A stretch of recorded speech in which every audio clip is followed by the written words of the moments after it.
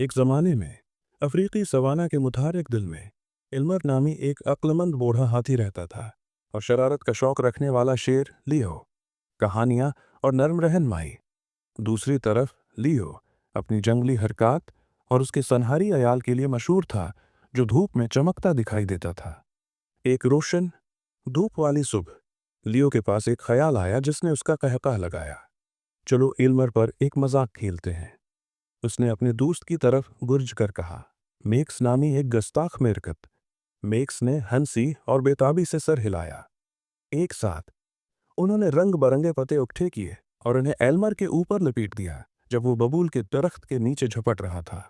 جب ایلمر بیدار ہوا تو وہ کراس نہیں کر رہا تھا، اس کے بجائے اس نے اپنے پتوں والے ملبوسات کو دیکھا اور قہقہ لگایا، آوا لو، تمہاری تخلیقی صلاحیتوں نے مجھے حیران نہیں کیا۔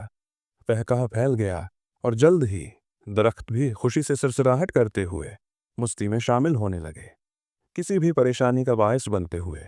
لیو اور میکس کے مذاق نے سوانا کے باقاعدہ ہمدرم میں مزید خوشی کا اضافہ کیا۔ تب سے ایلمر کو پیار سے پتوں کا بادشاہ سوانا کہا جاتا تھا۔